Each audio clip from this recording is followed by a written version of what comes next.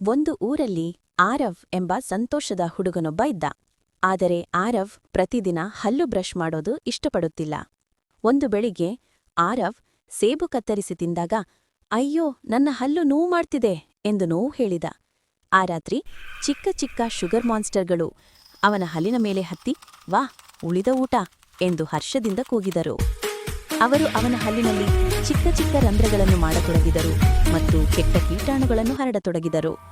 ಮುಂದಿನ ದಿನ lotus public ಶಾಲೆಯಲ್ಲಿ ಮಕ್ಕಳು ಹೇಳಿದರು, ಆರವ್ ನಿನ್ನ ಉಸಿರಿನಲ್ಲಿ ದುರ್ವಾಸನೆ ಬರುತ್ತಿದೆ. ಆರವ್ ನಗರದ ಡೆಂಟಲ್ ಕ್ಲಿನಿಕ್ಗೆ ಡಾಕ್ಟರ್ ಮೀತಾ ಅವರ ಬಳಿ ಹೋದ. ಡಾಕ್ಟರ್ ಹೇಳಿದರು, ನೀನು ದಿನಕ್ಕೆ 2 ಬಾರಿ ಬ್ರಷ್ ಮಾಡಿದರೆ ಈ ಶುಗರ್ ಮಾನ್ಸ್ಟರ್ಗಳು ಓಡಿ ಹೋಗುತ್ತವೆ. ಆ ದಿನದಿಂದ ಆರವ್ ಪ್ರತಿದಿನ ಬ್ರಷ್ ಮಾಡತೊಡಗಿದ. ಆರವ್ ನಗುತ್ತಾ ಹೇಳಿದ, ಬ್ರಷ್ ಮಾಡಿದರೆ ನನ್ನ ಹಲ್ಲು ಬಲವಾಗಿರುತ್ತವೆ. ಆ ದಿನದ ನಂತರ ಅವನು ಎಂದಿಗೂ ಬ್ರಷ್ ಮಾಡೋದನ್ನು ಮರೆತಿಲ್ಲ.